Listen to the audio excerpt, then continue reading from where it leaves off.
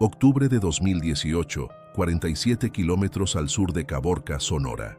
3 novillos masacrados en una sola noche, cercas arrancadas desde la raíz, huellas que transitan de lobo a hombre.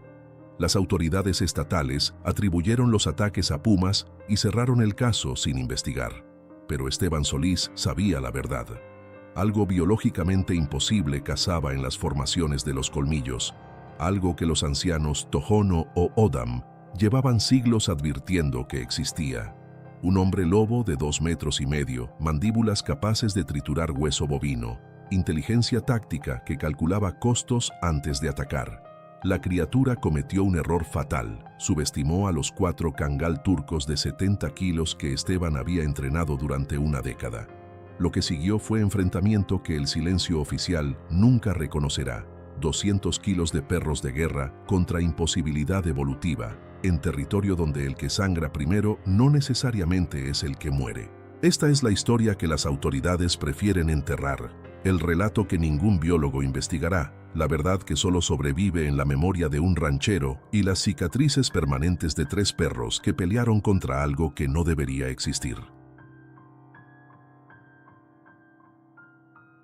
Esteban Solís apagó el generador a las 10 de la noche, como siempre, y el rancho quedó sumido en el silencio denso del desierto sonorense. Solo quedaba el crepitar ocasional de las brasas en el fogón de leña y el jadeo tranquilo de los 4 cangal que dormitaban en el porche. A sus 54 años, Esteban había aprendido a encontrar consuelo en esa quietud, la misma quietud que antes, cuando Magdalena aún vivía, le parecía opresiva. Ahora era su única compañera constante, interrumpida apenas por las visitas esporádicas de Arturo los fines de semana y las llamadas breves de Jimena desde Hermosillo. El rancho se extendía por 800 hectáreas de chaparral espinoso, mezquite retorcido y saguaros centenarios que proyectaban sombras esqueléticas bajo la luz lunar. La propiedad estaba encajada en una depresión natural que los lugareños llamaban Los Colmillos, rodeada de formaciones rocosas rojizas que al atardecer parecían dientes brotando de la tierra. Era octubre y las noches ya mordían con ese frío seco que hacía crujir la madera de la casa y condensaba el aliento en nubes fantasmales. Esteban se sirvió café negro en una taza de peltre abollada y salió a la galería, donde la temperatura había caído de 32 grados diurnos a apenas 8. Turco, el macho alfa del grupo de cangal, levantó la cabeza maciza y lo observó con esos ojos ámbar que parecían calcular constantemente amenazas invisibles. Esteban le rascó detrás de las orejas, sintiendo el cráneo sólido bajo la piel y el pelaje denso que los protegía del frío. Estos perros, Turco, Sombra, Piedra y Reina, no eran mascotas. Eran instrumentos de supervivencia, la razón por la cual sus rebaños aún pastaban mientras los de otros rancheros desaparecían en las fauces de coyotes y pumas. Los había importado de Turquía hacía 10 años, después de perder 16 cabezas en una sola temporada. Cada animal pesaba entre 60 y 70 kilos de músculo compacto y lealtad territorial casi fanática. Esteban había vivido con ellos en el campo durante meses, estableciendo jerarquía mediante paciencia y consistencia, hasta que lo reconocieron como líder de la manada. Ahora formaban una barrera invisible pero letal alrededor de la propiedad. El café estaba amargo y quemaba la garganta al bajar. Esteban lo bebió en silencio mientras observaba las siluetas oscuras de sus novillos en el corral principal, formas bovinas que rumiaban en la penumbra. Más allá, el chaparral se extendía como un mar negro salpicado de rocas pálidas que reflejaban la luz escasa de la luna creciente. Conocía cada cañón, cada arroyo seco, cada formación de piedra en sus tierras. Ese conocimiento íntimo lo había salvado de tormentas de arena que cegaban el horizonte en minutos, de encuentros con pumas que acechaban en las grietas de los colmillos y de una redada federal equivocada en 2011 que buscaba narcotraficantes inexistentes. El terreno era su aliado, su memoria extendida. Sabía dónde encontrar agua cuando el pozo artesiano fallaba, qué senderos permanecían transitables durante las lluvias torrenciales de verano, y qué rincones del rancho ofrecían cobertura contra enemigos humanos o animales. Esa sabiduría no venía de mapas, sino de 35 años caminando la misma tierra, rastreando el mismo ganado, reparando las mismas cercas. En el interior de la casa, sobre la repisa de piedra junto a la chimenea, descansaba la Winchester Model 70 calibre .30-06 que había pertenecido a su abuelo. El rifle era una reliquia funcional, con la culata rayada por décadas de uso, pero el cañón impecablemente mantenido. Esteban lo limpiaba cada domingo, un ritual que le conectaba con el viejo que le había enseñado a disparar cuando tenía 8 años. Al lado estaba la Remington 870, una escopeta de defensa cercana cargada con perdigones .00 que podían detener a un hombre o a un animal grande a 15 metros. Ambas armas estaban cargadas siempre. Vivir a 47 kilómetros de Caborca, con la estrada de terracería volviéndose intransitable cada temporada de lluvias, significaba que la ayuda externa era una fantasía. Uno dependía de sí mismo, de sus herramientas, de su preparación. Las armas no eran símbolos de masculinidad, sino instrumentos de supervivencia tan esenciales como el pozo de agua o el generador diésel. Sombra se levantó de repente, las orejas erectas y girando como antenas parabólicas. Los otros 3 perros imitaron el movimiento casi simultáneamente, una sincronización que Esteban había aprendido a no ignorar. Se quedó inmóvil, la taza a medio camino de sus labios, observando cómo los cangal se orientaban hacia el oeste, hacia el sector del rancho donde el chaparral se volvía más denso y las formaciones rocosas creaban laberintos de sombra. No ladraron. Eso era significativo. Los ladridos indicaban amenazas conocidas, coyotes, extraños, vehículos acercándose. El silencio alerta indicaba algo que los desconcertaba, algo que estaban evaluando antes de reaccionar. Esteban dejó la taza en la baranda y entró a la casa, emergiendo segundos después con la Winchester en las manos. No encendió ninguna luz. Sus ojos ya estaban adaptados a la oscuridad y la luna creciente proporcionaba suficiente iluminación para distinguir siluetas hasta 50 metros. Los perros permanecían tensos pero quietos, como estatuas de músculo y alerta. Esteban escuchó el silencio del desierto, el susurro del viento entre los mezquites, el ulular distante de una lechuza, el crujido ocasional de madera contrayéndose con el frío. Nada más. Después de 5 minutos, los cangal relajaron la postura gradualmente. Turco bostezó, mostrando colmillos amarillentos del tamaño de dedos humanos, y se echó nuevamente. Esteban bajó el rifle, pero no lo soltó. Algo había pasado por el perímetro, algo suficientemente inusual para captar la atención de 4 perros entrenados para ignorar estímulos menores. Probablemente un jabalí solitario o un coyote particularmente audaz. El desierto estaba lleno de vida nocturna que los humanos rara vez veían. Regresó adentro, colocó la Winchester junto a la puerta y se preparó para dormir. Su cama era un catre militar con un colchón delgado que Magdalena siempre había odiado, pero que él encontraba funcional. Las sábanas olían a detergente barato y al humo permanente de la leña. Se acostó completamente vestido, con las botas aflojadas pero puestas, listo para levantarse en segundos si era necesario. El sueño llegó lentamente, interrumpido por el viento que silbaba entre las rendijas del techo de lámina y por pensamientos fragmentados sobre la cerca del corral norte que necesitaba reparación antes de que llegaran las lluvias. La madrugada del 17 de octubre comenzó como cualquier otra. Esteban despertó a las 5:30, cuando el cielo aún era una lámina negra salpicada de estrellas que comenzaban a palidecer. Encendió el generador, preparó café y salió a inspeccionar el ganado mientras los cangal lo seguían en formación dispersa, cada uno cubriéndolo desde diferentes ángulos. El aire era cortante y transportaba el olor a creosota que las plantas del desierto liberaban durante la noche. Sus botas crujían sobre la tierra endurecida mientras caminaba hacia el corral principal, donde los novillos deberían estar agrupados cerca del abrevadero. Pero algo estaba mal. Lo supo antes de verlo, porque los perros se detuvieron a 20 metros del cercado y comenzaron a gemir. No ladrar, gemir. Un sonido bajo, gutural, que Esteban nunca les había escuchado.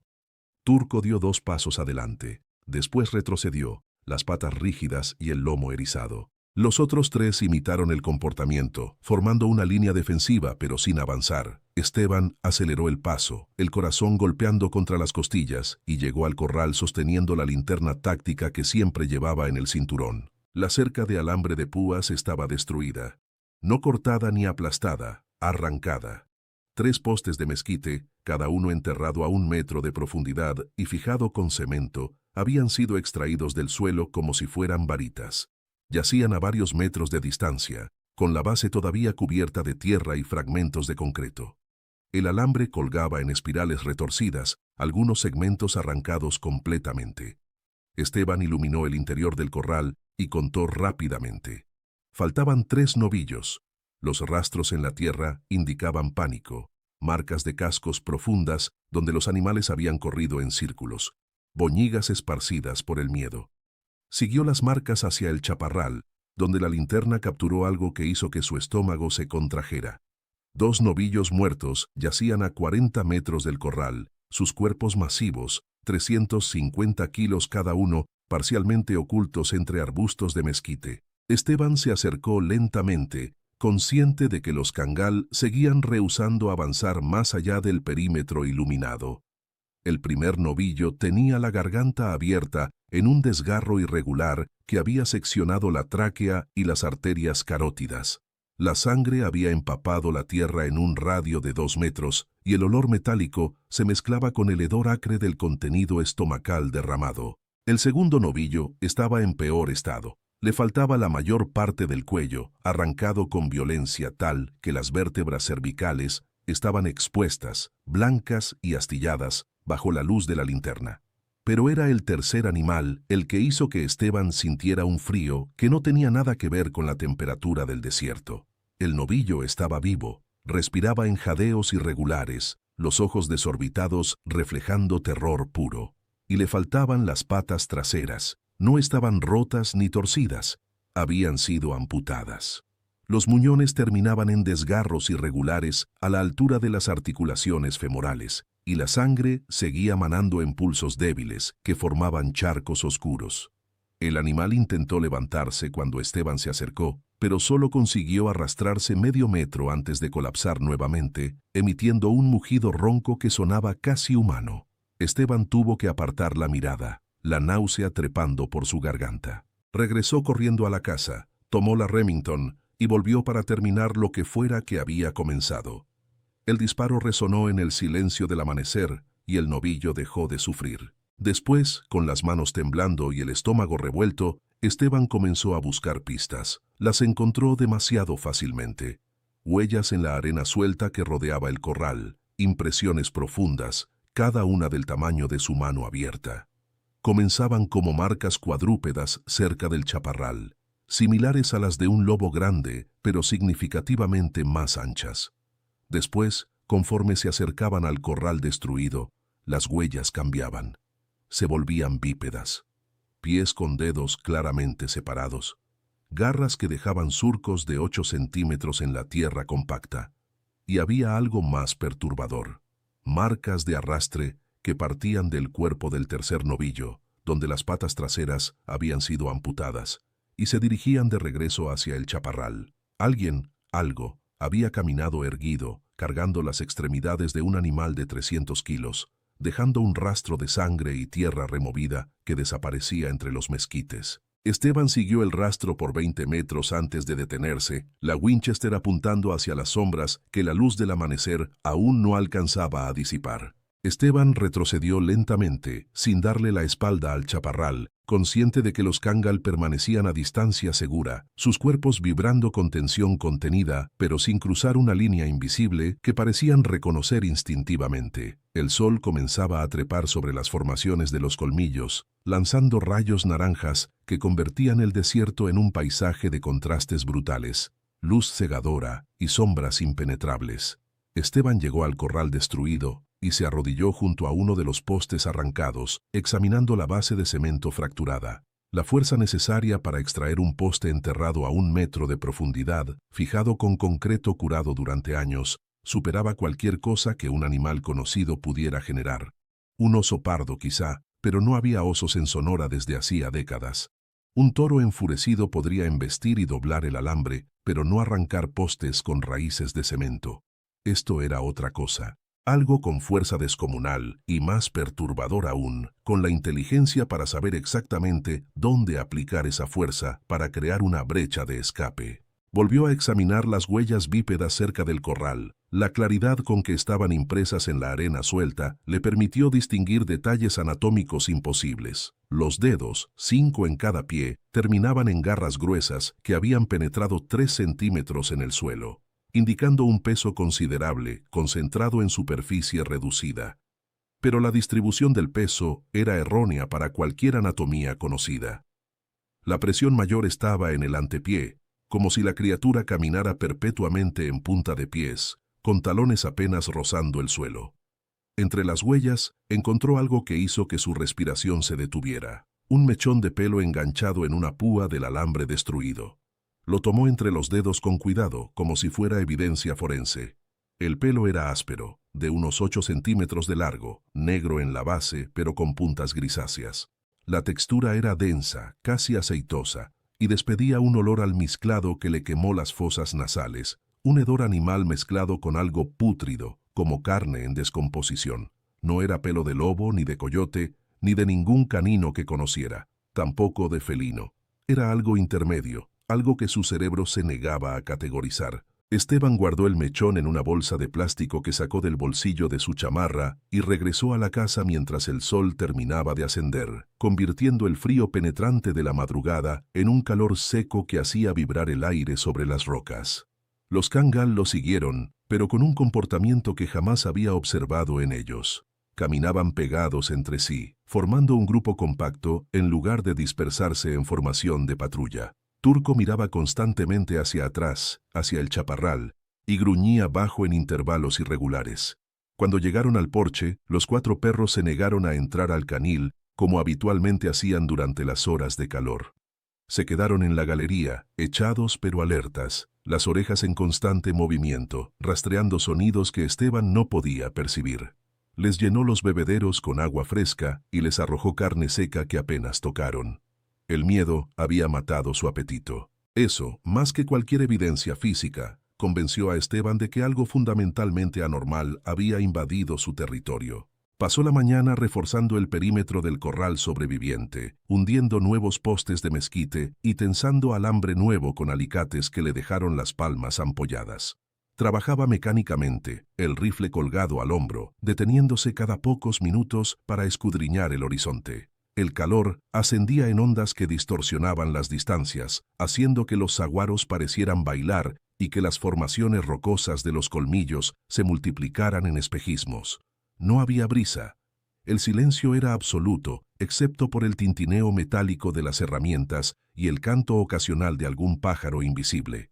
Pero Esteban sentía algo más, una presencia observadora, una atención enfocada que hacía que la piel de su nuca se erizara. Varias veces giró bruscamente, convencido de haber captado movimiento en su visión periférica, pero solo encontraba chaparral inmóvil y rocas calcinadas por el sol. La sensación persistía, una certeza instintiva de ser presa bajo vigilancia de un depredador paciente. Al mediodía abandonó el trabajo y entró a la casa, donde la penumbra proporcionaba alivio del resplandor exterior. Se sirvió agua de un garrafón, bebiendo directamente del pico hasta que el estómago se le llenó con el líquido tibio que sabía a plástico. Después se sentó en la mesa de madera desgastada, donde había cenado con Magdalena miles de veces, y sacó el mechón de pelo de la bolsa plástica. Bajo la luz filtrada que entraba por la ventana, los tonos grises en las puntas revelaban patrones irregulares, como si el pelaje hubiera sido quemado o expuesto a algún químico corrosivo. Lo olió nuevamente, forzándose a inhalar profundamente, pese a la repulsión. El hedor almizclado tenía matices que no había detectado antes. Un subtono dulzón, casi floral, que contrastaba grotescamente con el olor primario a descomposición. Era el tipo de olor que indicaba enfermedad, infección, tejido necrosado. Pero, ¿cómo un animal enfermo podía generar la fuerza y velocidad necesarias para masacrar 3 novillos en cuestión de minutos? Esteban conocía depredadores, había rastreado pumas que mataban por deporte, dejando carcajas apenas tocadas. Había visto lo que manadas de coyotes hambrientos podían hacer a un becerro separado del rebaño, despedazarlo vivo, comer primero los órganos blandos mientras el animal aún respiraba. La naturaleza era cruel por necesidad, no por malicia. Pero esto era diferente. La precisión quirúrgica con que habían sido amputadas las patas traseras del tercer novillo, la fuerza controlada necesaria para arrancar postes sin destruir el cercado completo, el patrón de huellas que indicaba transición deliberada entre locomoción cuadrúpeda y bípeda, todo apuntaba a algo que combinaba salvajismo animal con inteligencia calculadora. Y había otro detalle que lo perturbaba profundamente. El novillo mutilado, pero vivo. ¿Por qué no matarlo? ¿Por qué llevarse solo las patas y dejar el cuerpo sufriendo? A menos que el sufrimiento fuera el objetivo. A menos que la criatura disfrutara escuchando los mugidos agonizantes que resonarían por kilómetros en el silencio del desierto. Esa noche, Esteban no apagó el generador a las 10. Lo dejó encendido, alimentándolo con los bidones de diésel que guardaba para emergencias, y conectó todos los reflectores exteriores que había instalado años atrás para disuadir ladrones de ganado. El perímetro de la casa quedó iluminado en un círculo de luz blanca de 100 metros de radio que convertía la noche en un crepúsculo artificial. Colocó la Winchester junto a la puerta principal y la Remington junto a la puerta trasera. Llenó los bolsillos de su chamarra con cartuchos adicionales. Después salió a la galería donde los cangal montaban guardia y se sentó en el escalón superior con el rifle atravesado en las piernas. Los perros se distribuyeron a su alrededor. Turco a su derecha, Reina a su izquierda, Sombra y Piedra flanqueando los extremos de la galería. Formaban una falange defensiva que enfrentaba la oscuridad más allá del círculo de luz. Esteban encendió un cigarrillo artesanal que había liado con tabaco cultivado en el rancho, inhaló el humo áspero que le quemó la garganta y esperó. Las horas pasaron con lentitud tortuosa. La temperatura cayó hasta que el aliento se volvió visible y Esteban tuvo que subir el cuello de la chamarra. Los sonidos nocturnos del desierto reanudaron gradualmente, el canto de grillos, el aleteo de murciélagos cazando insectos atraídos por las luces, el aullido lejano de coyotes que sonaba casi reconfortante comparado con el silencio previo. Esteban fumó 3 cigarrillos consecutivos, incapaz de relajarse lo suficiente para entrar a la casa. Los cangal permanecían inmóviles como estatuas, solo sus ojos moviéndose constantemente, rastreando sombras y formas en los límites del perímetro iluminado. A la 1 de la madrugada, Piedra se levantó bruscamente y olfateó el aire. Después soltó un ladrido grave, cortante, que hizo que los otros 3 se pusieran de pie instantáneamente. Esteban apagó el cigarrillo contra la suela de su bota y levantó el rifle, escudriñando la oscuridad más allá de las luces. No vio nada, pero los perros sí. Los 4 estaban orientados hacia el noroeste, hacia el sector donde el chaparral se volvía impenetrable y las formaciones rocosas creaban barrancos estrechos. Entonces lo escuchó, un sonido que no encajaba en el repertorio natural del desierto, algo entre un gruñido gutural y un jadeo húmedo, mezclado con un chasquido rítmico como huesos crujiendo. Venía de algún lugar en la oscuridad, tal vez a 50 metros, tal vez a 100. La distancia era imposible de determinar porque el sonido rebotaba en las rocas, creando ecos fantasmales que parecían rodear la propiedad. Los cangal ladraron al unísono, un coro ensordecedor de advertencia territorial que hizo vibrar el aire. El sonido en la oscuridad se detuvo abruptamente. Silencio absoluto. Esteban contó hasta 30, el corazón golpeando tan fuerte que podía sentir el pulso en las sienes. Nada. Después, sin señal alguna, los 4 perros dejaron de ladrar simultáneamente y retrocedieron hacia la galería, agrupándose contra las piernas de Esteban. Temblaban, no de frío, de miedo puro. Turco, el animal que había matado coyotes y enfrentado un puma sin retroceder, se pegaba contra su dueño como un cachorro asustado. Esteban pasó el resto de la noche en la galería, el rifle apuntando hacia las sombras, incapaz de conciliar siquiera un minuto de sueño. Cuando el amanecer finalmente llegó, pintando el cielo de rosas y naranjas pálidos, su cuerpo estaba rígido por la tensión y el frío, y sus ojos ardían por la falta de descanso. Los cangal se habían quedado dormidos eventualmente, acurrucados en un montón de pelo y músculo, pero Esteban no se atrevió a bajar la guardia. Cuando el sol estuvo completamente arriba, apagó los reflectores, guardó el rifle y salió a inspeccionar el perímetro. Las huellas estaban ahí, frescas. rodeando completamente la zona iluminada, manteniéndose siempre a unos metros más allá del alcance de las luces. La criatura había caminado en círculos durante horas, estudiándolo, evaluándolo. En ciertos puntos, las huellas mostraban que se había detenido. Las impresiones eran más profundas, indicando que había permanecido inmóvil, observando. En uno de esos puntos, Esteban encontró una marca en la tierra que le heló la sangre. El contorno de una mano, no una pata. Una mano con dedos y pulgar oponible, terminando en garras que habían arañado la superficie rocosa, dejando surcos paralelos. Regresó a la casa tambaleándose por el agotamiento, pero sabiendo que no podía dormir. No todavía.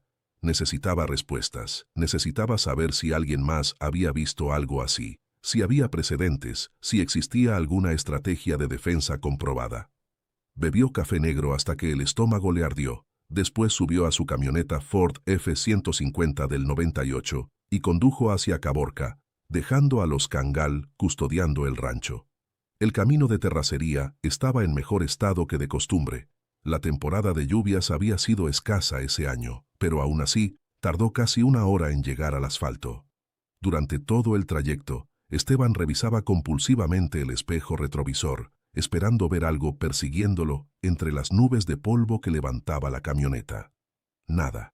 Solo desierto vacío, saguaros inmóviles y el sol ascendiendo implacable hacia el cenit. Pero la sensación de ser observado persistía, una comezón invisible entre los omóplatos que ninguna cantidad de verificación visual podía eliminar. Caborca emergió del desierto como un espejismo solidificado. Construcciones bajas de adobe y cemento, calles polvorientas donde perros flacos dormitaban bajo la sombra escasa de mezquites enfermos, y camionetas oxidadas estacionadas frente a tiendas de abarrotes con letreros descoloridos. Esteban condujo directamente al rancho de don Heriberto Aguirre, ubicado en las afueras norte del pueblo, donde el asfalto se desintegraba nuevamente en terracería y las construcciones humanas cedían ante el avance del desierto. Don Heriberto tenía 81 años y llevaba en la región desde 1950, cuando llegó de Guadalajara, huyendo de deudas de juego que lo habrían matado. Había visto la zona transformarse, secarse, vaciarse de gente y llenarse de fantasmas. Si alguien conocía los secretos enterrados en la tierra sonorense, era él. Esteban encontró al anciano sentado en un banco de madera bajo el porche de su casa, fumando un puro artesanal que despedía humo denso con olor a clavo y canela. Los ojos de don Heriberto eran grises nublados por cataratas incipientes, pero la mirada seguía siendo penetrante, calculadora. Esteban bajó de la camioneta y saludó con un movimiento de cabeza. Don Heriberto no respondió inmediatamente. Terminó de fumar el puro con calma deliberada, lo apagó contra la suela de su guarache y recién entonces habló. «Te ves como si hubieras visto al diablo, Esteban». La voz era ronca, erosionada por décadas de tabaco y polvo del desierto. Esteban se sentó en el escalón del porche sin esperar invitación y comenzó a relatar los eventos, los novillos masacrados, las cercas arrancadas, las huellas que transitaban de 4 patas a 2. Omitió los detalles más grotescos, temiendo que don Heriberto lo tomara por loco, pero describió suficiente para transmitir la naturaleza anómala del ataque. El anciano escuchó en silencio absoluto, sin interrumpir, sin mostrar sorpresa. Cuando Esteban terminó, hubo un silencio largo, interrumpido solo por el zumbido de moscas y el ladrido distante de perros. Don Heriberto encendió otro puro, inhaló profundamente y preguntó con voz neutra: ¿Los perros no lo persiguieron? La pregunta hizo que algo se retorciera en el estómago de Esteban. Era exactamente la pregunta correcta, la que señalaba el detalle más perturbador de todo el evento. No, respondió. Se quedaron en el perímetro, no cruzaron hacia el chaparral. Don Heriberto asintió lentamente, como si eso confirmara algo que ya sabía. En el 63, comenzó el anciano, la mirada perdida en el horizonte ondulante de calor. Algo así mató 26 reses en el rancho de mi primo Efrén, allá por el rumbo de los Colmillos. Nunca lo vimos. Efrén tenía 6 perros pastores, buenos animales, bravos. Pero cuando lo que fuera apareció, los perros se encerraron en el canil y no salieron ni cuando las vacas comenzaron a gritar. Porque las vacas gritaban, Esteban, no mugían, gritaban como personas. Efrén trató de investigar, de rastrear lo que fuera, pero los perros se negaban a seguir el rastro. Eventualmente se rindió. Las muertes pararon después de 3 semanas, y Efrén nunca volvió a hablar del tema. Murió en el 78, de cirrosis, pero antes de irse me dijo algo que nunca olvidé. Don Heriberto hizo una pausa, dejando que el humo del puro escapara lentamente de sus labios agrietados. Me dijo que había visto las huellas, que comenzaban como de lobo pero terminaban como de hombre, que había encontrado pelo negro enganchado en los alambres, pelo que apestaba a muerte, y que una noche, cuando estaba armado en su galería, escuchó algo caminando en círculos alrededor de su casa, algo que respiraba como humano pero gruñía como bestia. Dijo que podía sentir que lo estaba estudiando, calculando si valía la pena atacar. Esa fue la palabra que usó, calculando, como si la cosa tuviera cerebro, no solo instinto. Esteban sintió que el aire se volvía más denso, más difícil de respirar.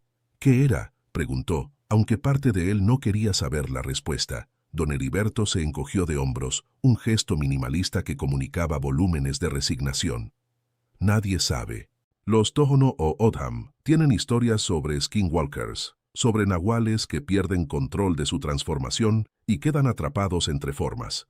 Dicen que hay lugares en el desierto donde la línea entre hombre y animal se vuelve delgada, donde ciertas personas pueden cruzar si conocen los rituales correctos. Pero eso es folclore, ¿no? Cuentos para asustar niños. La última frase sonó completamente desprovista de convicción. Don Heriberto sabía que no eran solo cuentos, y Esteban también lo sabía ahora. El anciano continuó, la voz bajando hasta convertirse en un murmullo áspero. Lo que sí te puedo decir es que cada 20, 25 años aparecen reportes. Ganado mutilado en ranchos aislados, huellas que no coinciden con ningún animal conocido, perros que se niegan a salir de noche, siempre en las mismas zonas, alrededor de los colmillos, en los cañones cerca de Pitiquito, en las sierras al este de Altar. Las autoridades nunca investigan seriamente. Cuando alguien reporta, les dicen que fueron pumas o coyotes rabiosos. Si el ranchero insiste, lo tratan como loco o borracho.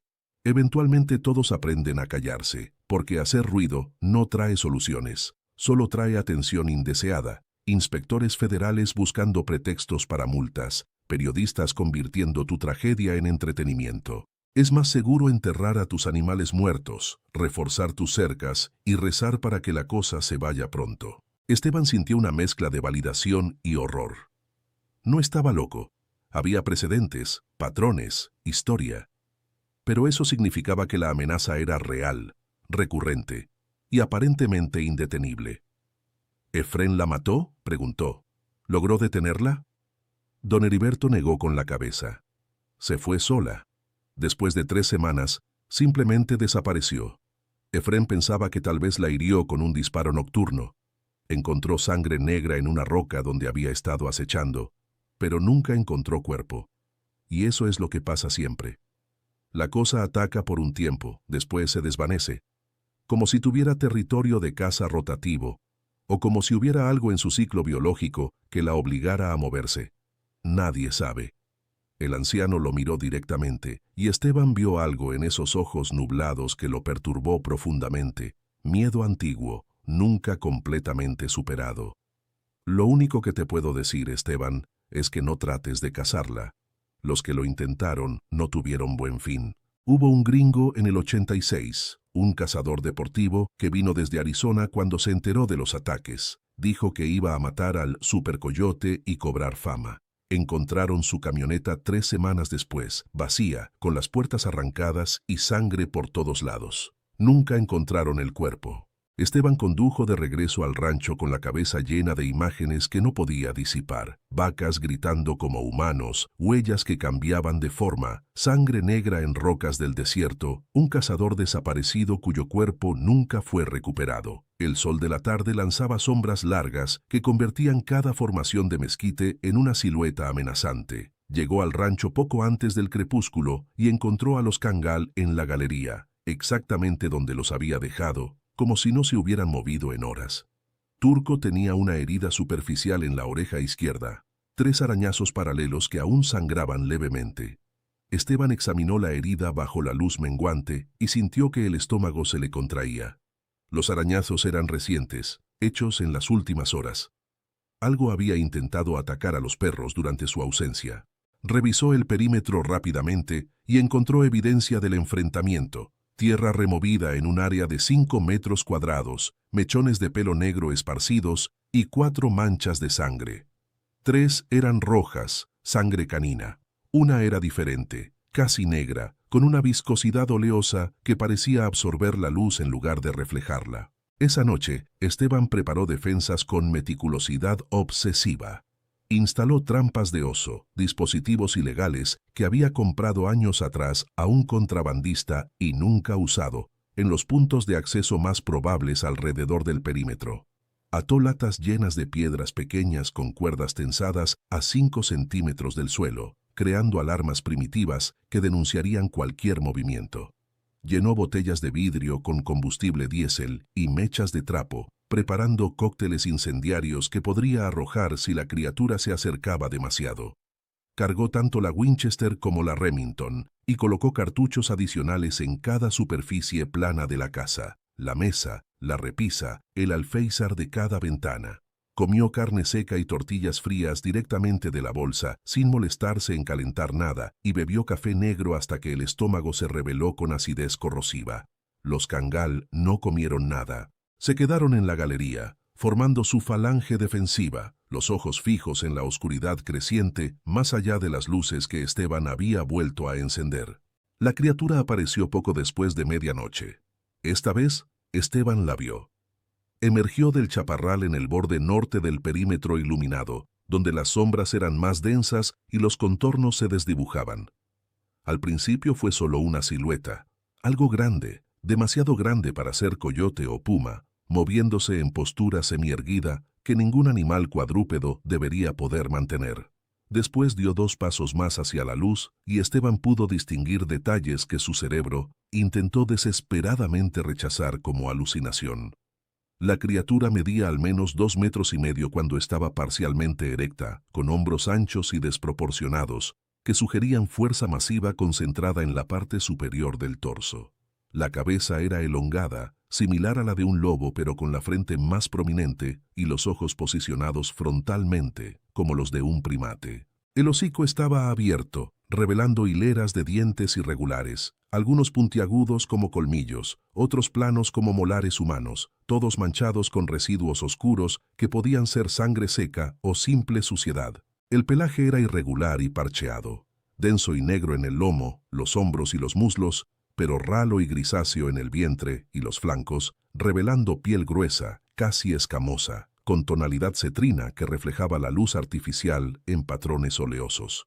Las extremidades delanteras eran anatómicamente imposibles, demasiado largas para un canino, terminando en manos con dedos definidos y garras recurvadas que debían medir al menos 8 centímetros. Las extremidades traseras estaban articuladas para locomoción tanto bípeda como cuadrúpeda, con articulaciones que parecían poder rotar en ángulos antinaturales. Cuando la criatura cambió de postura, pasando de semierecta a completamente cuadrúpeda, el movimiento fue fluido pero grotesco, como ver a un hombre disfrazado de lobo que olvidara momentáneamente su papel y revelara la falsedad del disfraz, excepto que esto no era disfraz. Era carne real, músculo real, hueso real ensamblado de manera que violaba todas las reglas de la morfología mamífera. La criatura abrió las fauces y emitió un sonido que hizo que todo el cuerpo de Esteban se tensara involuntariamente. No era rugido ni aullido. Era algo intermedio, un estruendo gutural modulado que resonaba en frecuencias que parecían vibrar directamente en el pecho, saltándose los oídos. El sonido llevaba información no verbal, pero perfectamente comprensible. Amenaza, dominancia, advertencia de violencia inminente. Los cangal respondieron instantáneamente, los 4 ladrando con ferocidad que Esteban nunca les había escuchado, pero sin avanzar hacia la criatura. Se mantuvieron en la galería, formando barrera entre Esteban y la cosa en la oscuridad, ladrando hasta que la garganta debía dolerles, pero sin cruzar el umbral de las luces. La criatura inclinó la cabeza levemente, un gesto casi humano de curiosidad o evaluación, y dio 3 pasos más hacia adelante. Ahora estaba completamente visible bajo los reflectores a unos 50 metros de la casa. Esteban levantó la Winchester y miró a través del visor, centrando la cruz directamente en el pecho masivo de la criatura. Su dedo acarició el gatillo, pero algo lo detuvo.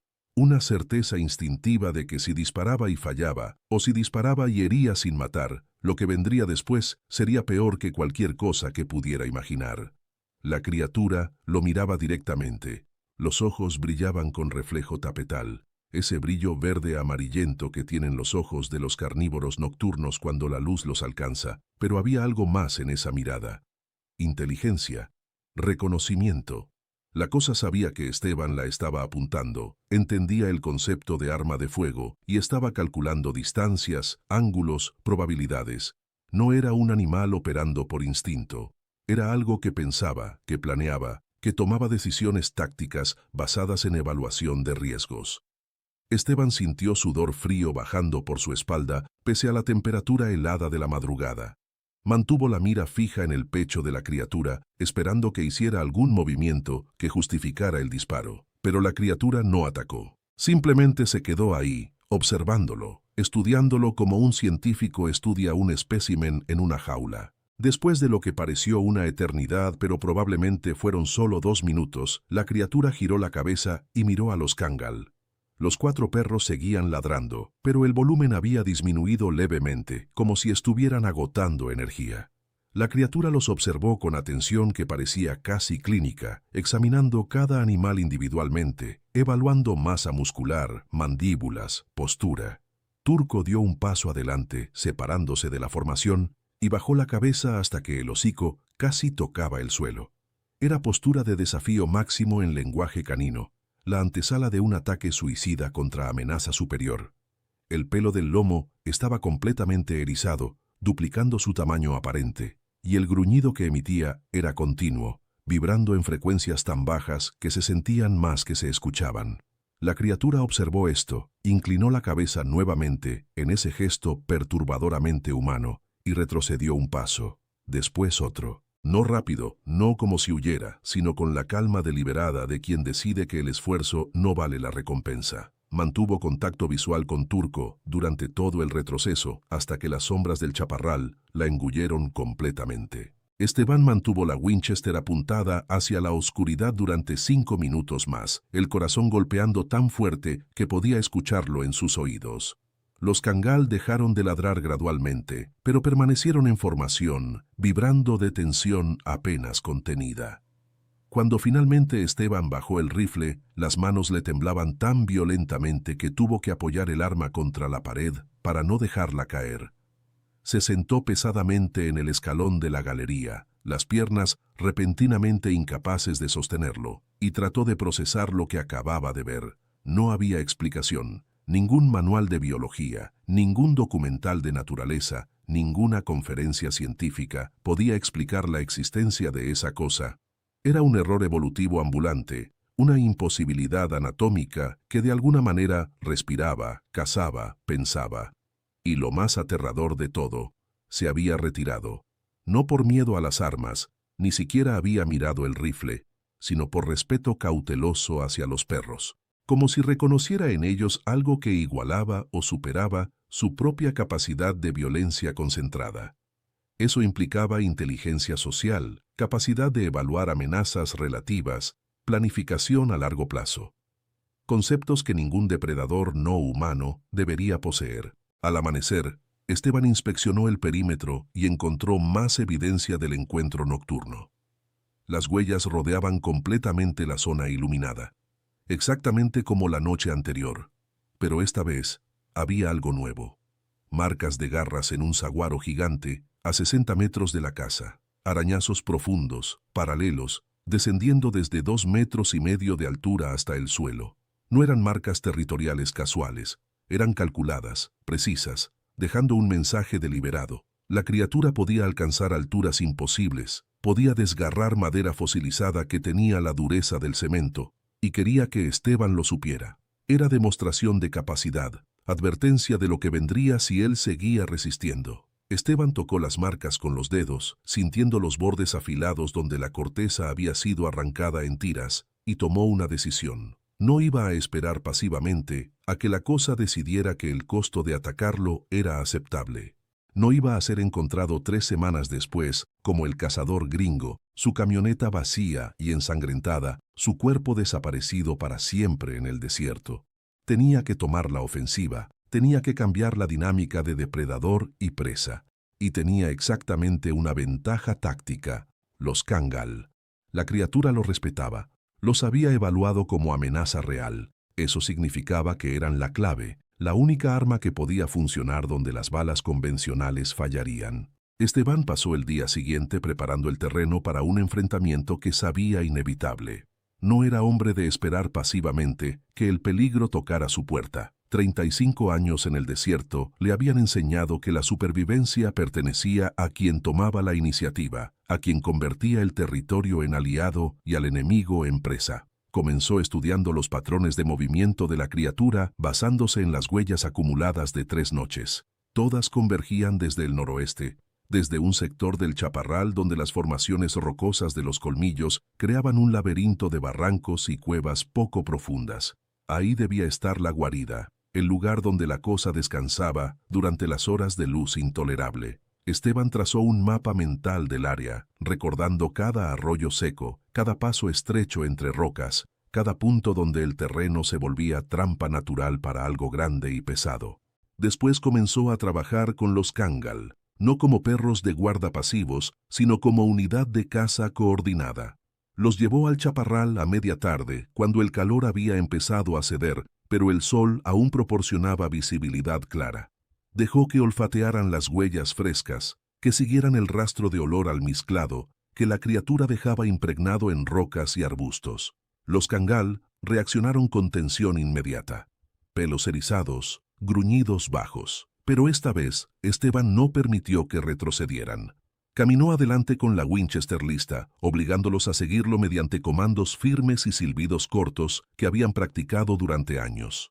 Turco fue el primero en obedecer, avanzando con pasos rígidos y la cabeza baja. Los otros 3 lo siguieron, formando dispersión táctica que habían aprendido durante cacerías de jabalíes. Esteban los llevó medio kilómetro hacia el noroeste, siguiendo el rastro de huellas que se volvían más profundas conforme se acercaban al origen, y se detuvo en un claro pequeño, rodeado de mezquites, donde el olor a descomposición era tan intenso que tuvo que respirar por la boca. Ahí, entre las sombras de las rocas, encontró los restos: huesos dispersos, costillas de ganado, fémures partidos para extraer la médula, fragmentos de cráneo con marcas de dientes que habían triturado el hueso como si fuera madera podrida. Pero también había restos que no eran de ganado: un cráneo canino, demasiado grande para ser coyote, probablemente un perro pastor de algún rancho vecino, con la mandíbula inferior arrancada completamente. Mechones de pelo de diferentes colores y texturas, algunos claramente de animales domésticos, otros imposibles de identificar. Y algo que hizo que el estómago de Esteban se contrajera violentamente: jirones de tela. Denim azul descolorido, probablemente de unos jeans, parcialmente enterrados bajo una pila de huesos. No investigó más profundo, no quería saber si había restos humanos bajo esa pila, no quería confirmar que la criatura no limitaba su dieta a ganado y perros. Los Kangal olisqueaban los huesos con fascinación mórbida, y Esteban notó algo crucial: no retrocedían. La exposición al olor, a la evidencia física de la criatura, estaba desensibilizándolos del terror paralizante que habían mostrado antes. Estaban entrando en modo de caza, ese estado mental donde el miedo cede ante la agresión enfocada. Esteban regresó al rancho mientras el sol comenzaba a tocar el horizonte, pintando el cielo de rojos sangrientos y púrpuras profundos. Alimentó a los Kangal con carne cruda de res, 3 kilos para cada uno, y les dio huesos grandes de tuétano para que royeran, fortaleciendo mandíbulas que pronto necesitarían ejercer presión letal. Mientras los perros comían, Esteban revisó su arsenal. La Winchester tenía munición de punta blanda .30-06 diseñada para caza mayor. Balas que se expandían al impacto, creando cavidades masivas en tejido blando, suficiente para derribar un venado o un jabalí con un solo disparo al torso, suficiente para detener algo de 200 kilos con estructura ósea aparentemente reforzada. No estaba seguro. La Remington llevaba perdigones .00, 9 esferas de plomo de 8.4 milímetros por cartucho, efectivos hasta 20 metros, capaces de destrozar órganos vitales en patrón de dispersión. Mejor para defensa cercana si la criatura lograba cruzar el perímetro. También preparó el machete que usaba para limpiar chaparral, 50 centímetros de acero al carbono afilado hasta poder afeitar pelo. Última línea de defensa si todo lo demás fallaba. Cuando la oscuridad cayó completamente, Esteban no encendió los reflectores. Esa noche sería diferente. No esperaría en la galería iluminada como blanco obvio. Cazaría. Apagó todas las luces de la casa, dejando solo la brasa roja del fogón de leña como única señal de ocupación. Vistió ropa oscura, jeans negros, chamarra de lona marrón, gorra sin insignias, y se embadurnó la cara y las manos con barro del abrevadero, eliminando el brillo pálido de la piel que podía delatarlo en la oscuridad. Los cangal lo observaban con atención intensificada, reconociendo los preparativos como preludio a algo significativo. Esteban los condujo fuera, alejándose de la casa hacia el sureste, hasta una posición elevada entre formaciones rocosas que ofrecía vista clara del perímetro norte y noroeste. Desde ahí podría ver a la criatura acercarse mucho antes de que ella lo detectara a él. Se acomodó entre dos rocas que formaban parapeto natural, apoyó la Winchester sobre una piedra plana y esperó. Los cangal se distribuyeron a su alrededor en silencio absoluto, como si entendieran la necesidad de sigilo. La luna creciente proporcionaba luz suficiente para distinguir siluetas, pero no detalles. El desierto nocturno era un paisaje de grises y negros, sombras moviéndose con la brisa escasa que traía olor a creosota y tierra seca. Esteban contó estrellas para mantener la mente enfocada, evitando que la adrenalina lo hiciera impaciente. 1 hora pasó, 2. La temperatura cayó hasta que el aliento se condensaba en nubes visibles. A las 11:15, Piedra se tensó repentinamente, las orejas rotando hacia el noroeste. Segundos después, Turco hizo lo mismo, después Sombra y Reina. Los 4 perros habían detectado algo que los sentidos humanos de Esteban aún no captaban.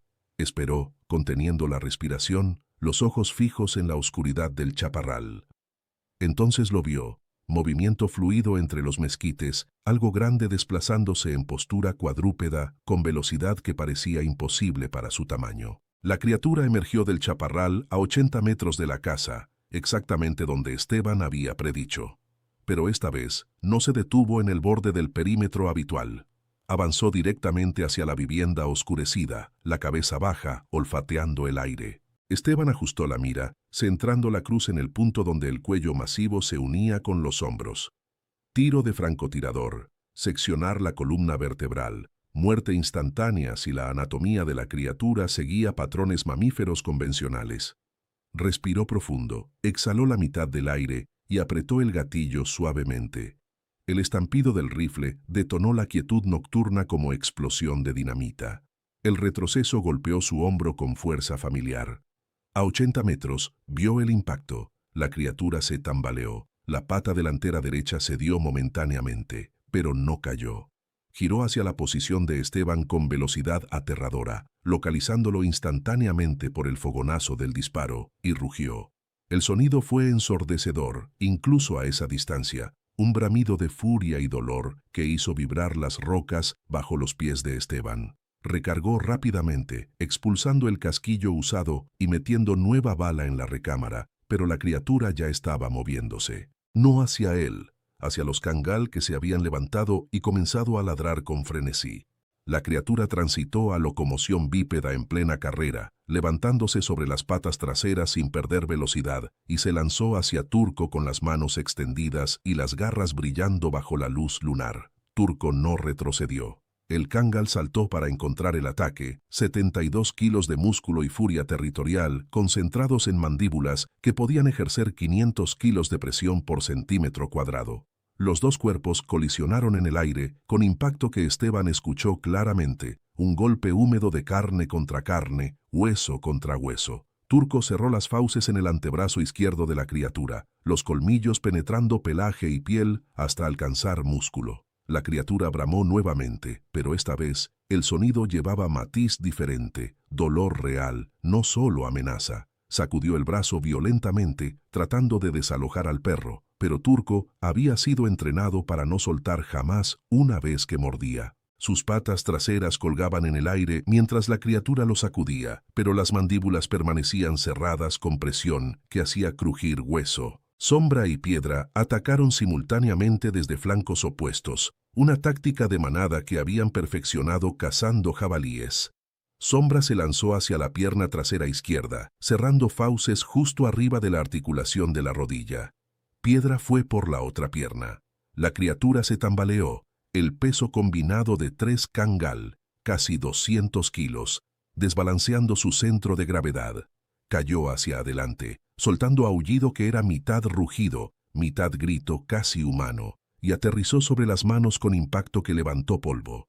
Reina, la hembra del grupo pero no menos letal, aprovechó la caída y saltó directamente hacia el cuello expuesto. Sus colmillos encontraron piel entre el pelaje irregular y perforaron profundo, buscando la yugular con instinto que venía de 1000 generaciones de lobos ancestrales.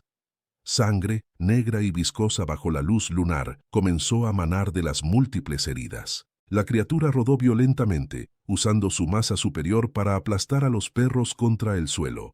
Piedra soltó el agarre con gañido de dolor cuando 300 kilos de músculo lo comprimieron contra una roca. Sombra mantuvo la mordida, pero Esteban escuchó el chasquido inconfundible de costilla quebrándose.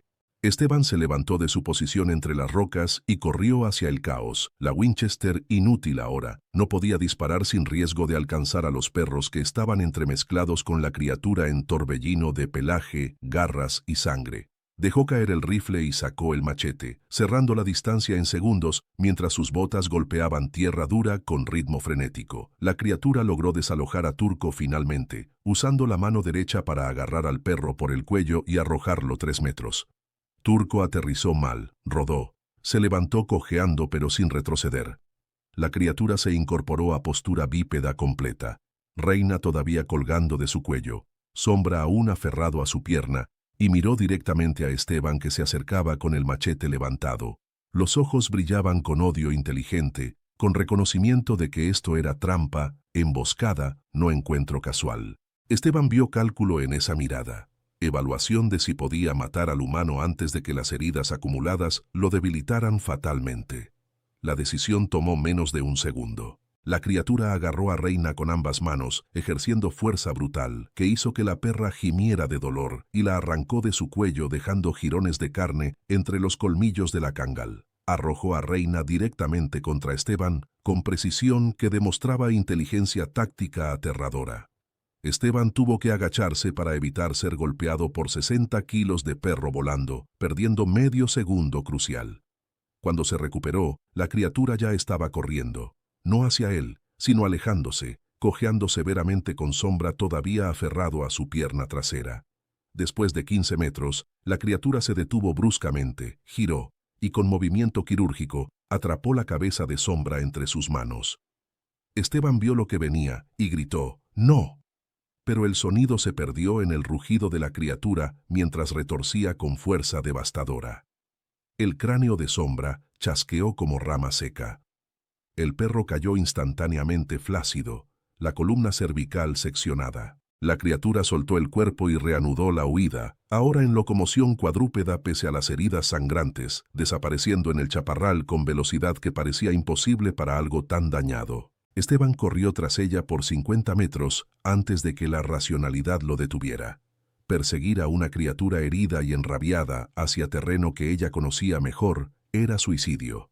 Se detuvo, el pecho subiendo y bajando violentamente, el machete aún apretado en mano temblorosa. Detrás de él, escuchó los gemidos de los kangal heridos. Regresó corriendo, encontrando a Turco de pie, pero favoreciendo la pata delantera derecha, donde las garras de la criatura habían abierto 3 surcos paralelos de 5 centímetros de profundidad. Piedra estaba echado, respirando con dificultad. Las costillas rotas le impedían inhalar completamente. Reina cojeaba, la pata trasera izquierda doblada en ángulo antinatural. Y Sombra yacía inmóvil, el cuello torcido en ángulo imposible, los ojos abiertos pero vacíos. Esteban se arrodilló junto al cuerpo de su perro, la garganta cerrada por emoción que no se permitió expresar completamente. No había tiempo para duelo. Los otros 3 necesitaban atención médica inmediata. Cargó a Piedra, 58 kilos de peso muerto que hacían gemir sus músculos de 54 años, y lo llevó de regreso a la casa, con Turco y Reina siguiéndolo cojeando. Dentro, bajo la luz cruda de las bombillas alimentadas por el generador, evaluó los daños con manos que habían curado ganado herido, pero nunca perros que eran casi familia. Las heridas de Turco eran superficiales comparativamente.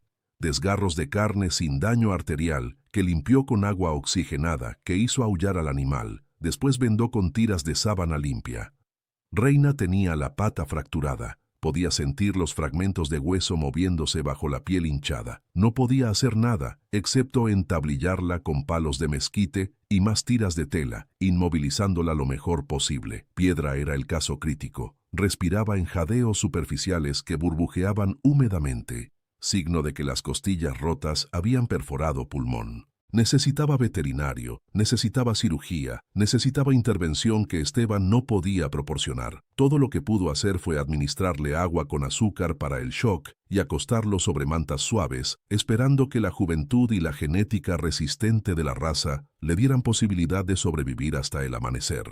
Cuando finalmente salió de la casa, con las manos manchadas de sangre canina y la ropa empapada de sudor pese al frío, el cielo oriental comenzaba a palidecer con el gris previo al amanecer. Esteban recuperó la Winchester de donde la había dejado caer y caminó hacia el sitio del enfrentamiento. El suelo estaba removido en área de 10 metros cuadrados, tierra excavada por garras y patas, rocas desplazadas, arbustos de creosota arrancados. Había sangre por todas partes. Manchas rojas donde los cangal habían sangrado y charcos negros violáceos donde la criatura había perdido volumen significativo de fluido vital. Esteban siguió el rastro de sangre negra hacia el chaparral, encontrando que la cantidad aumentaba conforme avanzaba. A 100 metros encontró un lugar donde la criatura claramente se había detenido. Había círculo de sangre acumulada, como si hubiera permanecido ahí varios minutos.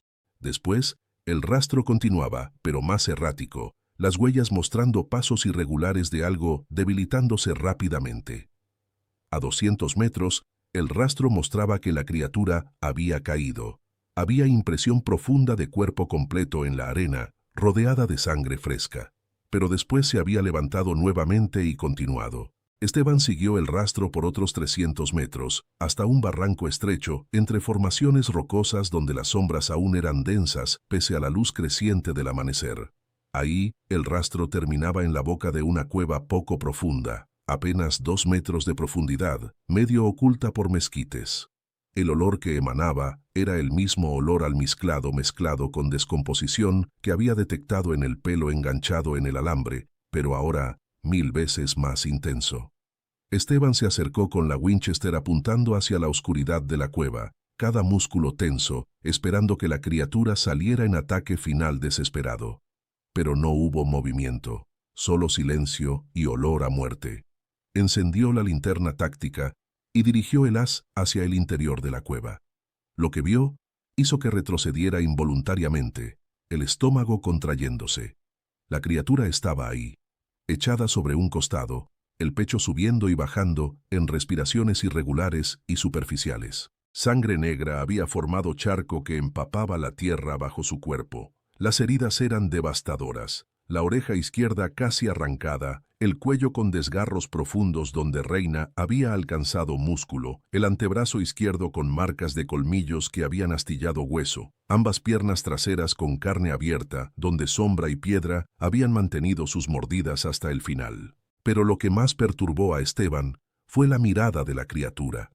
Los ojos, todavía brillantes pese a la pérdida de sangre, lo observaban sin el odio rabioso del enfrentamiento. Había algo diferente ahí. ¿Resignación? ¿Reconocimiento de derrota? ¿O simplemente agotamiento más allá de cualquier emoción?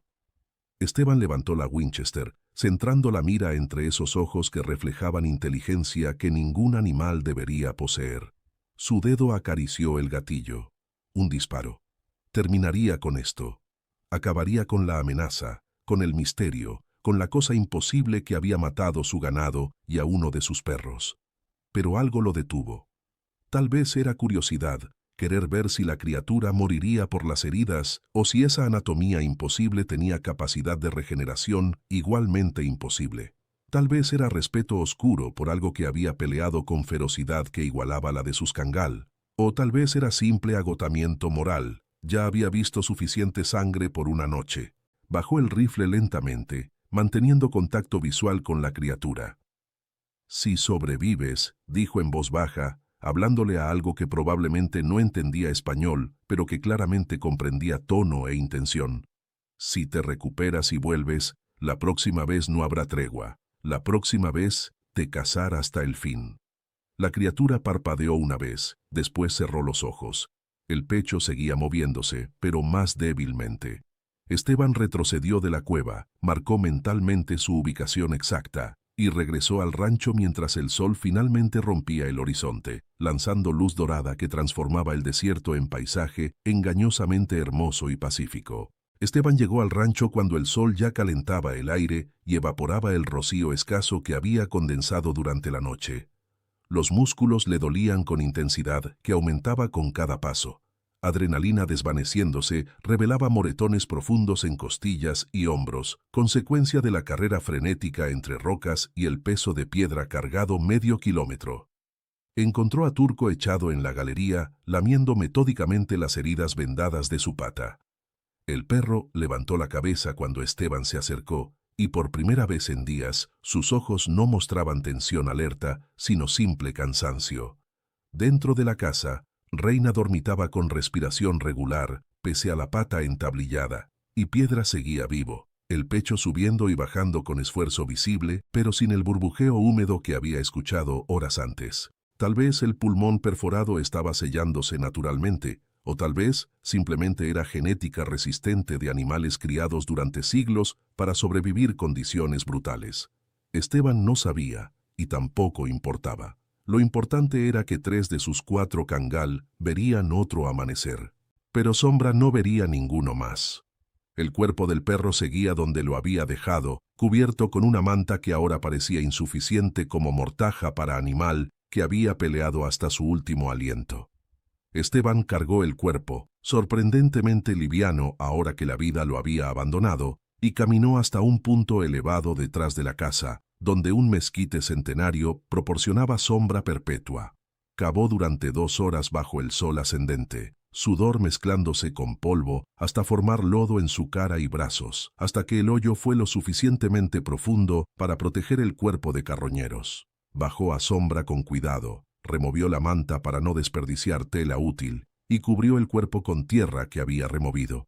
No rezó. Esteban nunca había sido hombre religioso, pero se quedó de pie junto al montículo fresco durante varios minutos, permitiéndose sentir la pérdida sin las distracciones de urgencia táctica. Sombra había sido el más joven del grupo, apenas 4 años, adquirido como cachorro de reemplazo cuando el Kangol original de ese nombre murió de vejez.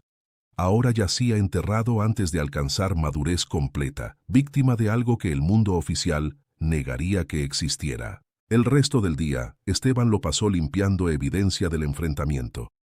Recogió casquillos de rifle, lavó manchas de sangre del porche con cubetas de agua del pozo. Reparó el cercado del corral usando postes nuevos que enterró más profundo que antes. Trabajaba mecánicamente, el cuerpo moviéndose por rutina mientras la mente procesaba eventos de las últimas 72 horas. Había enfrentado algo imposible y sobrevivido. Había confirmado que las leyendas Tohono o Odham no eran simple folclore, sino advertencias basadas en encuentros reales, transmitidas generación tras generación, porque el silencio oficial no significaba ausencia de amenaza. Y había aprendido que sus Kangol, animales que había importado hace una década para proteger ganado de coyotes, eran la única defensa efectiva contra depredador que rifles y trampas apenas podían herir. La criatura había evaluado tácticamente, había calculado costos versus beneficios y había decidido que 4 perros de 170 kilos combinados eran precio demasiado alto por acceso a ganado cuando todo el desierto ofrecía presas más fáciles. Antes de continuar, necesito tu ayuda. Estamos a punto de llegar a los 1000 suscriptores que nos permitirán seguir desenterrando estas historias del México que las autoridades prefieren ignorar. Cada suscripción es un voto para que la verdad no muera en el silencio del desierto. Si este relato te ha hecho cuestionar qué más acecha en las zonas rurales donde nadie vigila, suscríbete ahora, porque lo que pasó en el Rancho Solís no es caso aislado. Al tercer día después del enfrentamiento, Esteban regresó a la cueva donde había dejado a la criatura agonizante. Parte de él esperaba encontrar cadáver, confirmación física de que lo imposible al menos podía morir. Pero la cueva estaba vacía. El charco de sangre negra seguía ahí, seco ahora, y formando costra vidriosa sobre la tierra. Y había más sangre en un rastro que salía de la cueva y se perdía hacia el noroeste, hacia las profundidades de los colmillos, donde el terreno se volvía intransitable incluso para vehículos todoterreno. La criatura había sobrevivido. Se había arrastrado o caminado lejos, llevando heridas que habrían matado cualquier animal conocido, buscando refugio en algún rincón del desierto, donde podría recuperarse o finalmente sucumbir, lejos de ojos humanos. Esteban no intentó seguir el rastro. Había establecido su punto. Este territorio pertenecía a él y a sus perros, y el costo de invasión era sangre y dolor. Si la criatura tenía la inteligencia que aparentaba, el mensaje había sido recibido. Las semanas siguientes transcurrieron en vigilancia constante que gradualmente se relajó hacia rutina cautelosa. Esteban nunca volvió a apagar el generador completamente de noche. Lo dejaba funcionando en ralentí, alimentando luces perimetrales que convertían la oscuridad en crepúsculo artificial. Los Kangal sanaron lentamente. Piedra se recuperó de las costillas rotas en 3 semanas, aunque quedó con respiración silbante, que nunca desapareció completamente. Reina cojeó durante 1 mes, hasta que el hueso fracturado soldó torcido, dejándola con paso irregular pero funcional. Turco perdió movilidad parcial en la pata delantera derecha, donde las garras habían seccionado tendones, pero compensaba usando las otras 3 con eficiencia aumentada. Los 3 perros desarrollaron algo que Esteban solo podía describir como hipervigilancia permanente. Nunca volvieron a relajarse completamente, siempre un oído atento, siempre una fosa nasal probando el viento. Habían peleado contra algo que desafiaba las leyes naturales y sobrevivido, pero la experiencia los había marcado tan profundamente como las cicatrices que ahora llevaban en pelaje y carne. Esteban nunca reportó los ataques a autoridad alguna. No llamó a policía municipal de Caborca, ni a policía estatal, ni mucho menos a federales. Sabía exactamente qué pasaría. Investigadores llegarían con escepticismo preformado, examinarían evidencia superficialmente, concluirían que fueron pumas o perros salvajes o incluso narcotraficantes aburridos mutilando ganado por diversión. Después vendrían consecuencias no intencionadas. Inspectores de sanidad animal buscando pretextos para multas, biólogos estatales queriendo declarar la zona área de interés ecológico y restringir su uso del territorio, periodistas convirtiendo su tragedia en contenido sensacionalista que atraería turistas mórbidos y cazadores deportivos. El circo mediático destruiría la tranquilidad que había construido durante 35 años. Peor aún, nadie creería la verdad, y el esfuerzo de convencerlos solo lo haría parecer desquiciado. Mejor enterrar los novillos muertos en fosa profunda, atribuir las pérdidas económicas a sequía en los registros contables y seguir adelante con vida que ahora incluía conocimiento terrible de que ciertas cosas existían en márgenes del mundo catalogado.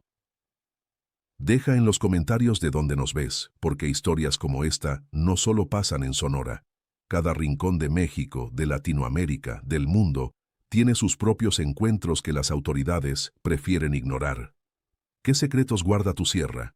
¿Qué silencio protege tu pueblo? Cuando Arturo visitó el fin de semana siguiente, preguntó sobre las heridas visibles de los Kangal y sobre por qué faltaba sombra. Esteban mintió con facilidad que venía de práctica. Jabalí grande que había invadido la propiedad, enfrentamiento nocturno, Sombra murió en la pelea, pero los otros lo habían derribado eventualmente. Arturo aceptó la explicación sin cuestionar demasiado, aunque Esteban notó que su hijo examinaba las cicatrices de Turco con expresión que sugería dudas no verbalizadas. Cuando Jimena llamó desde Hermosillo 3 días después, Esteban le contó la misma historia. Ella lloró por Sombra.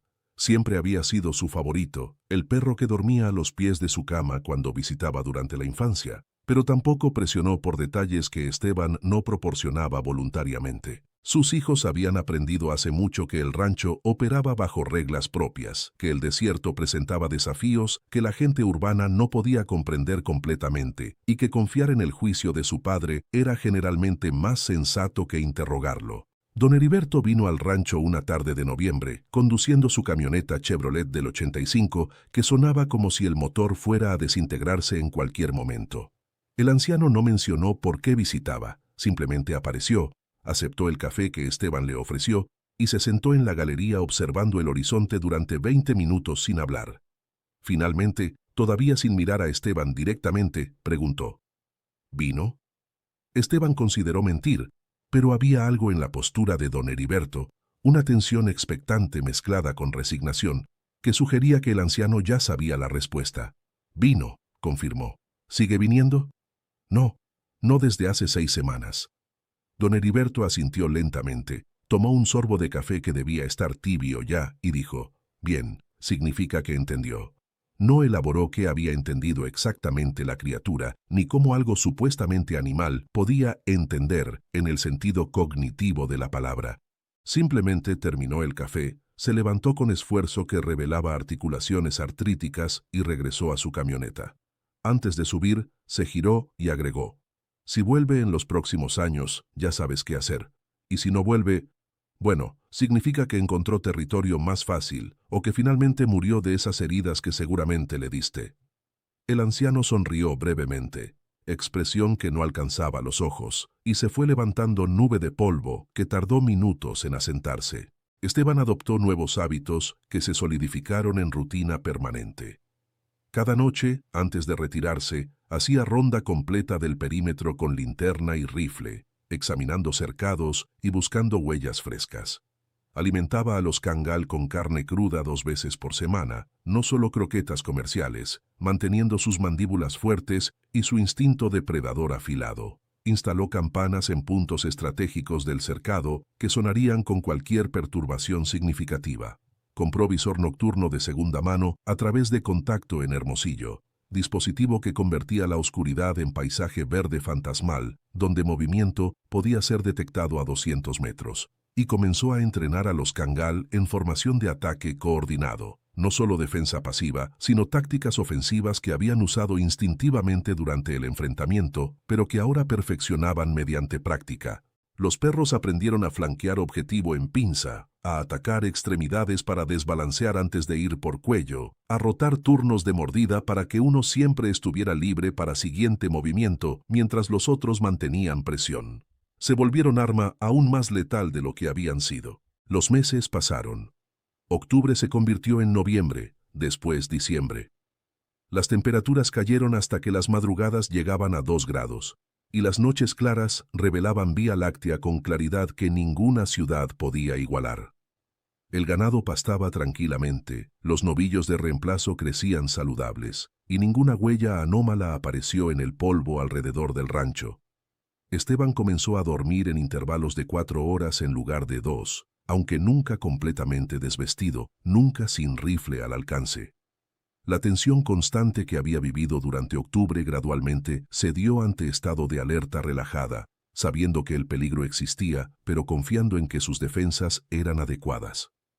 Los cangal también se relajaron marginalmente, aunque nunca volvieron a la despreocupación que habían mostrado antes del primer ataque. Habían aprendido que el desierto escondía cosas que ningún entrenamiento previo los había preparado para enfrentar, y esa lección había quedado grabada en instintos más profundos que cualquier comando verbal. Una noche de enero, bajo luna llena que convertía el desierto en paisaje plateado, Esteban subió al techo de la casa con binoculares y barrió el horizonte metódicamente. Las formaciones de los colmillos brillaban bajo la luz lunar, sus picos irregulares proyectando sombras que se extendían kilómetros. Estudió cada cañón, cada agrupación de mezquites, cada área donde algo grande podría esconderse durante el día. No vio movimiento excepto ocasional lechuza volando bajo, cazando roedores nocturnos, pero mientras observaba, sintió certeza profunda e irracional de que la criatura seguía ahí. En algún lugar de esa vastedad de roca y espina, se estaba recuperando, o cazando, o simplemente existiendo en los márgenes donde biología conocida cedía ante imposibilidad. Tal vez estaba sola, último superviviente de especie que nunca debió evolucionar. O tal vez había otros, población pequeña, perpetuando genes aberrantes en aislamiento que las convertía en leyenda en lugar de especie documentada. Esteban nunca sabría. Y parte de él estaba en paz con esa ignorancia. Bajó del techo y encontró a los tres cangal esperándolo en la galería, como siempre. Turco se acercó y apoyó su cabeza masiva contra la pierna de Esteban, un gesto de afecto que el perro rara vez mostraba. Esteban le rascó detrás de las orejas, sintiendo las cicatrices bajo el pelaje denso, recordatorios permanentes de la noche en que perro y hombre habían trazado línea que ninguna criatura imposible se atrevió a cruzar nuevamente. «Buen perro», murmuró Esteban. «Todos ustedes, buenos perros». Los cangal no respondieron excepto con presencia silenciosa, presencia que era promesa y amenaza simultáneas, dirigida no a su amo, sino a cualquier cosa que considerara invadir ese territorio. Si esta historia te hizo cuestionar qué más se oculta en las zonas rurales que nadie vigila, suscríbete y activa la campanita, porque esto apenas comienza. Los archivos enterrados en el México profundo son infinitos, y cada relato que traemos a la luz depende de que lleguemos a esa meta de 1000 suscriptores. ¿Crees que el silencio protege o condena? Déjalo en los comentarios. La verdad sobre lo que acechaba los colmillos permanece enterrada donde todas las verdades incómodas terminan en México rural, en el silencio de rancheros que saben que reportar solo trae problemas, en el escepticismo de autoridades que prefieren explicaciones simples sobre realidades complejas, en la vastedad de territorio donde lo imposible encuentra espacio suficiente para existir sin confirmación oficial. Esteban Solís sigue criando ganado en sus 800 hectáreas, sus 3 cangal sobrevivientes montan guardia perpetua, y cada noche, antes de dormir, revisa que el rifle esté cargado y las luces perimetrales funcionando. No porque espere que la criatura regrese necesariamente, sino porque ahora sabe con certeza absoluta que el mundo contiene más de lo que la ciencia admite, y que la supervivencia en los márgenes depende no de negar lo imposible, sino de respetarlo lo suficiente para estar preparado cuando emerge de las sombras. El desierto guarda sus secretos con arena y silencio, y algunos secretos es mejor dejarlos enterrados, vivos o muertos, donde el único testigo es el viento nocturno que silba entre los colmillos, llevando historias que nadie escuchará, advertencias que nadie atenderá, hasta que sea demasiado tarde y las huellas aparezcan nuevamente en el polvo, transitando imposiblemente entre 4 patas y 2.